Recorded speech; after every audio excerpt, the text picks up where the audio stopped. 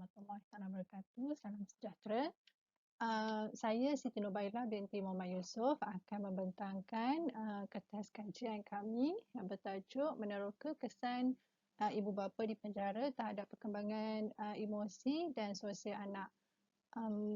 Kajian ini telah dijalankan oleh saya bersama dengan pelajar tahun akhir saya untuk kursus projek ilmiah beliau. Okey, dalam pembentangan ini saya akan membentangkan mengenai sedikit pengenalan, kemudian tinjauan kajian lepas, metodologi kajian, dapatan kajian dan juga perbincangan. Okey, sebagai pengenalan berkenaan tajuk kajian ini, kesan pemenjaraan ibu bapa, terutamanya ibu bapa, boleh juga jadi sama ada ibu ataupun bapa, tidak hanya terhad kepada implikasi terhadap tahanan itu sahaja, namun begitu ia juga memberi kesan pengaruh yang hebat terhadap keluarga dan anak-anak dan implikasi yang lagi meluas terhadap masyarakat. Namun begitu kesan ketara adalah terhadap keluarga tahanan tersebut, di mana seluruh keluarga ni termasuk anak-anak, ibu bapa, adik-beradik, mungkin saudara mara mengalami pergolakan emosi akibat stigma, rasa malu, rasa bersalah dan juga sekarang menguruskan anggota keluarga yang dipenjarakan tersebut. Okay. Selain daripada itu berurusan dengan sistem penganilan jenayah di mana ahli keluarga mungkin kurang pengetahuan mengenai cara berhubung dengan ibu bapa ataupun terpaksa memenuhi syarat-syarat lawatan, tidak tahu apa yang perlu mereka lakukan juga memberi tekanan kepada keluarga tersebut. Kemudian menurut Sarah and Chase tahun 2019, anak-anak yang ibu atau bapa mereka dipenjarakan ini berisiko tinggi untuk mengalami kesan yang lebih serius terhadap perkembangan emosi mereka. Kemudian ada juga kecenderungan untuk mengalami kemerosotan pencapaian akademik. Jadi beberapa kajian lepas yang sangat signifikan dengan kajian yang kami laksanakan ini adalah antaranya perubahan dalam struktur keluarga berlaku akibat ibu atau bapa dipenjarakan ini memberi kesan yang negatif terhadap kesihatan anak-anak sepanjang hayat. Kesihatan ini meliputi kesihatan fizikal, kesihatan mental, kesihatan fisiologi. Okay? Kebanyakan kajian yang dilaksanakan ini daripada hasil kajian daripada Burgess, Proctor, Beth and Joseph tahun 2016 mendapati bagi ibu yang dipenjarakan ia akan mengibatkan gangguan hubungan ibu anak.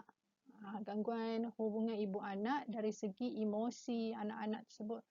Sama ada ibu dan anak itulah yang mengalami gangguan emosi, sosial dan juga fizikal terhadap anak-anak mereka. Kemudian apabila seorang bapa itu dipenjarakan, hubungan dengan ibu juga turut terjejas. Maksudnya bapa yang dipenjarakan itu dengan isteri beliau. Juga mengurangkan kualiti penglibatan dan perhubungan antara mereka dengan anak-anak. Okay. Dalam kajian ini, metodologi kajian, kaedah kajian yang kami gunakan adalah kajian berbentuk kualitatif yang menggunakan kaedah temu bual. Ya. Kaedah temu bual di mana peserta kajian ini adalah 6 orang peserta kajian terdiri daripada remaja berusia lingkungan umur 15 hingga 19 tahun di mana mereka ini tinggal di rumah kanak-kanak Rembau dan Ceras. Ini adalah dua tempat rumah kanak-kanak yang telah kami pilih untuk peserta kajian. Instrumen kajian ini adalah protokol temu bual yang telah dibina oleh pengkaji. Pengumpulan data adalah dengan melaksanakan sesi temu bual terhadap peserta kajian di kedua-dua rumah kanak-kanak tersebut, dan sesi temu bual ini dilaksanakan antara bulan Oktober hingga Disember tahun 2019. Kemudian selepas setiap sesi temu bual itu dilaksanakan, dijalankan dalam tempoh lebih kurang 40 minit ke 1 jam lah. Okay, selepas selesai sesi temu bual, pengkaji akan membuat transkrip bagi setiap temu bual tersebut. Dan transkrip itu akan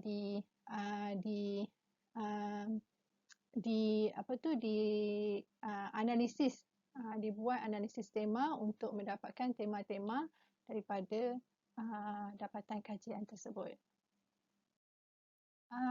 Dapatan kajian ini adalah dapatan kajian hasil daripada temu bual yang telah dilaksanakan. Sebagai permulaan, kami bentangkan latar belakang peserta kajian, iaitu 6 orang peserta kajian.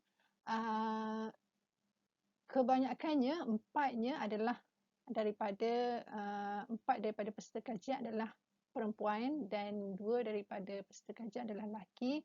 Lingkungan umur mereka antara 15 hingga ke 18 tahun. Ada yang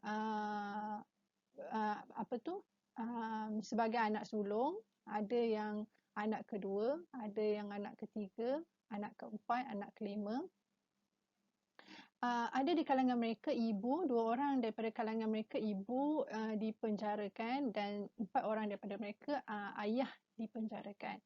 Masing-masing tempoh ibu bapa mereka dipenjarakan ini antara 1 hingga 2 tahun, dan kesemua peserta kajian ini mereka tahu bila ibu atau ayah mereka akan keluar dari penjara.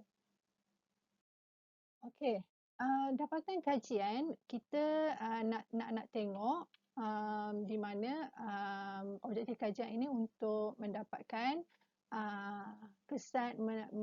mendapatkan kesan emosi terhadap perkembangan anak-anak dan juga kesan sosial akibat pemenjaraan ibu bapa tadi terhadap perkembangan anak-anak. Okey, kesan emosi, ada pelbagai emosi yang anak-anak remaja ini lalui. Okey. Antaranya ialah emosi marah. Ini adalah contoh petikan daripada temu bual yang telah dilaksanakan, di mana P1 peserta kajian yang pertama ini dia menyatakan bahawa saya rasa marah sebab dia adalah ketua keluarga. Dia sepatutnya menjadi contoh yang baik dalam keluarga. Jadi anak ini marah terhadap bapanya, di mana bapanya sepatutnya menjadi seorang contoh yang baik dalam keluarga.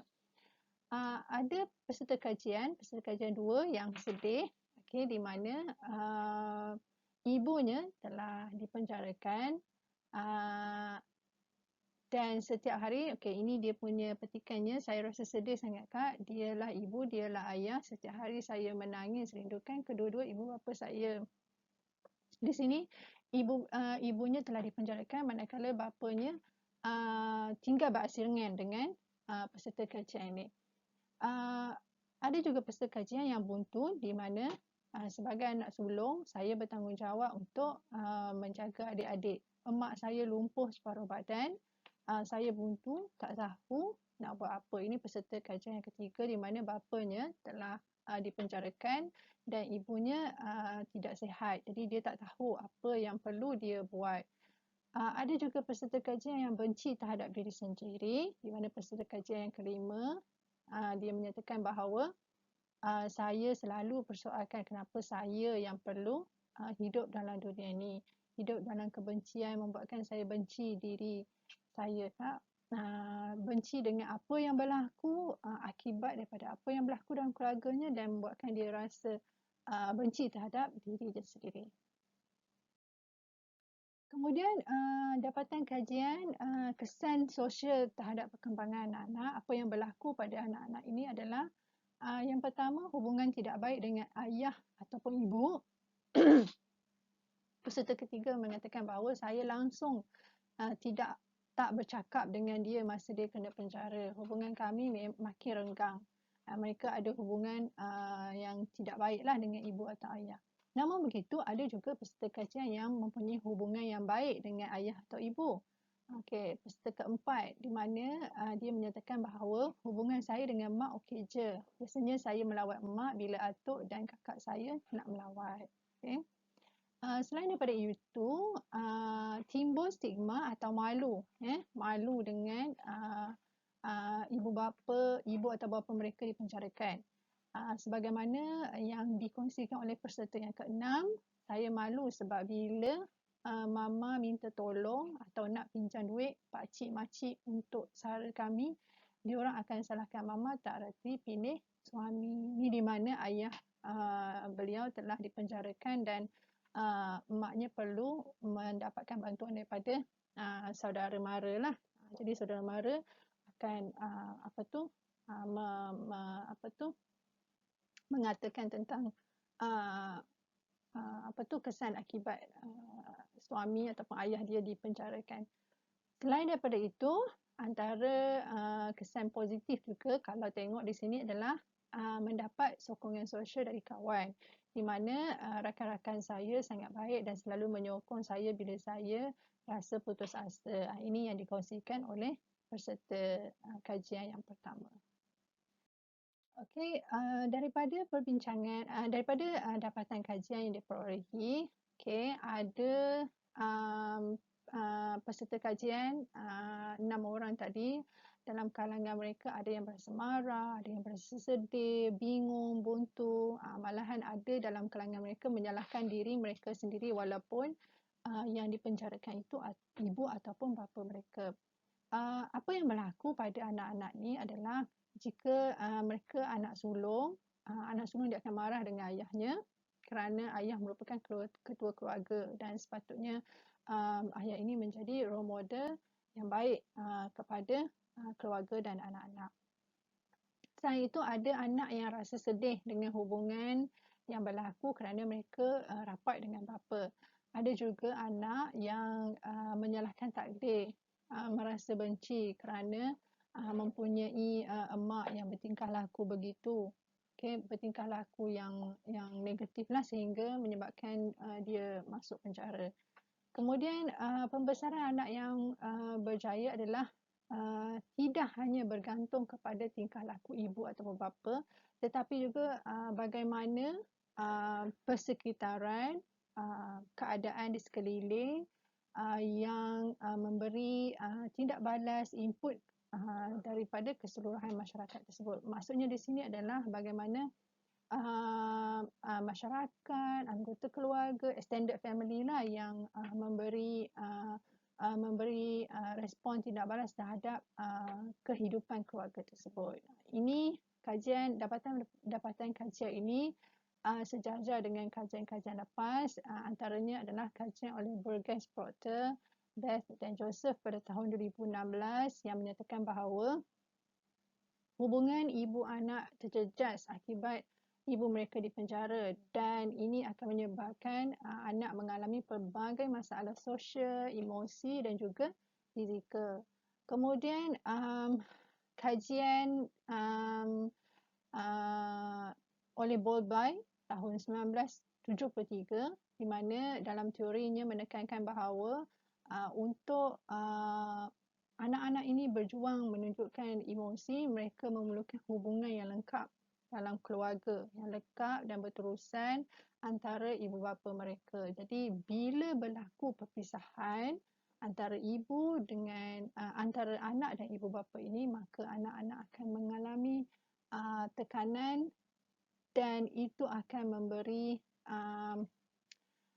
impak yang pelbagai, terutamanya impak yang negatif terhadap anak-anak tersebut.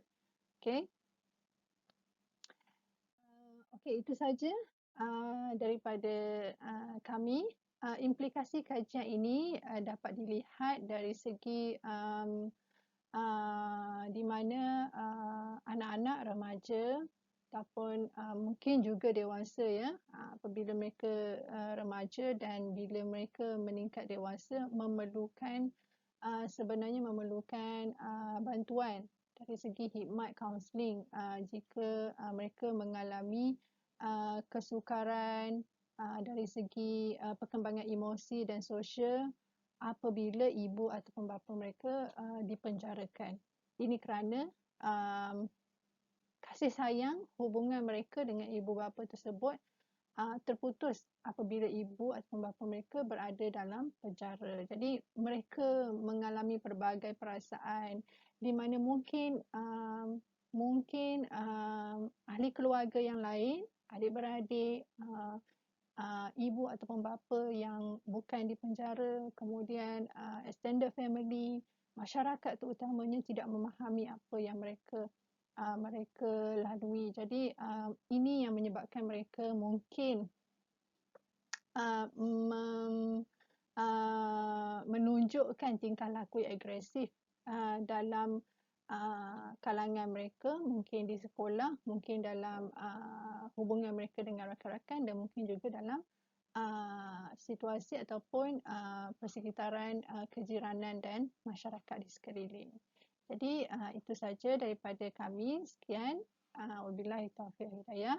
Assalamualaikum warahmatullahi taala wabarakatuh.